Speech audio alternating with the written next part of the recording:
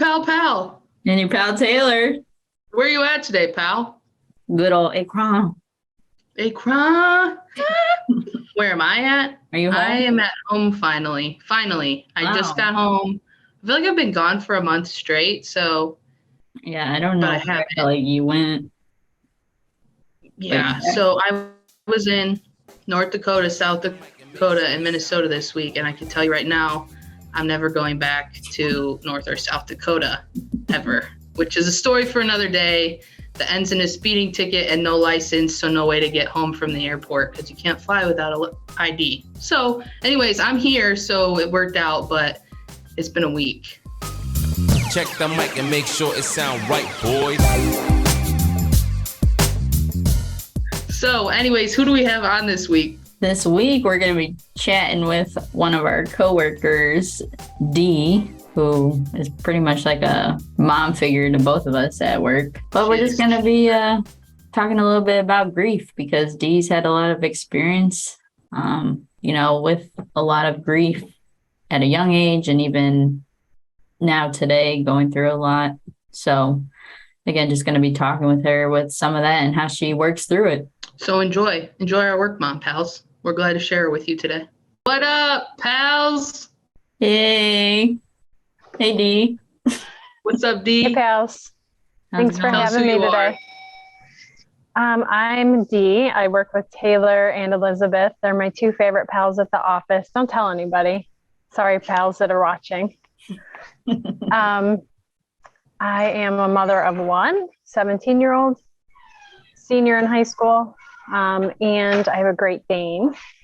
And I've been married for 20 some years. I can never remember. It's a long time. I don't know. We were talking about, you and Taylor were talking earlier this week, and she filled me in about grief. And I know I sure have stories of grief. Pal has stories of grief. I don't know it's such a broad spectrum, right? So I don't know where you at. I know you got some stuff going on right now with your mom and with your niece, and so I don't know if you want to talk a little bit about that. Yeah, grief is a tricky thing. I think it's different for everybody, and it hits you differently, depending on where you are in your life, maybe, or your age. I don't know, and it could also just be the outlook that you carry for life. I think this year has been exceptionally hard because my niece has stage 4 cancer, cervical, uterine, and ovarian. And so we're working through her treatment with that. Prognosis, I don't know if she'll end up in remission. I don't know what the outlook is. So it's pretty scary.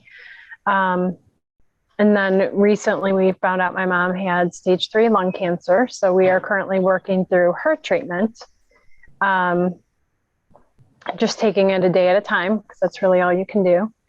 And, it's just, I lost my dad when I was 21 or 22. So it's, life just throws punches and you just have to keep getting back up. So Dee, with everything going on with you, it still seems like, anytime I see you at work or like go and talk to you, you always are positive and super happy and, always motivating me, even amongst all your grief that you're kind of going through. So I guess with that, do you ever feel like it's hard to put that front on almost, or do you feel like you always have to be positive, even though there could be some negative stuff going on in life, or, just like, how do you get through all that? Yeah, I think that I'm stupidly resilient.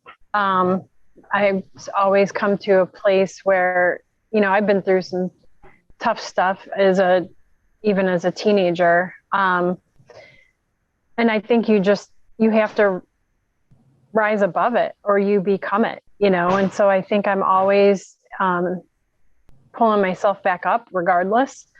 I think people that know me well know when I'm really upset or when something's going on. I think I wear my heart on my sleeve. So,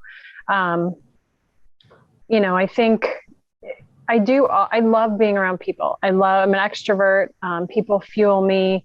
I love talking to people, interacting with people. And so I think it's, it's easy to be around people. And even when I'm upset and I don't feel like I want to be around people, it's usually the best thing for me. Recently, with all the stress and everything that's happening in my life, I've been meditating on a regular basis, which has helped me more than I ever thought it could, because I'm not really a person that ever hits the pause button. I'm always go, go, go. So to learn that practice has been something that has completely changed me. Okay, so I'm thinking like it's also important to feel your feelings too, though. So do you feel like you have a good grasp on doing that as well? Like if you really had a crappy day, I don't know, is it easy for you to just like sit in that for a minute? Because I want to be real, like it's important to do that too, right? Yeah. That's something I'm learning to do. I, in the past, was definitely a bottler, and I would just kind of stuff it up in a box and pack it away and then just kind of carry on.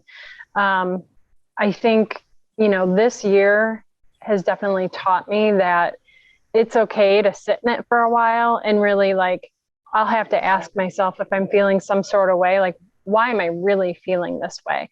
What is it either about me or about what the situation is that I'm feeling that? And then I'm kind of baby stepping through, to get out of it. So that's something that in this age of my life that I'm just learning. Yeah, grief can be a never ending thing, but finding you have to work through it. Yeah, healthy outlets and ways to cope with it and deal with it. And, having those people too that you can talk about that stuff with is, key for me. And I know the three of us, we always talk at work, and you two are trusted people that I know I can always go to for some of my stuff. So appreciate you guys. Well, anyways, I guess that'll wrap up our chat here, but thanks again, Dee, for taking the time. Yeah, thanks for having me. And we always love the conversation. This is your pal. And your pal, Taylor. And your pal, Dee. And this is Perspectives with your pals. See ya. Bye. It sound right, boy. Hello, welcome to Perspectives with your pal. This is your pal.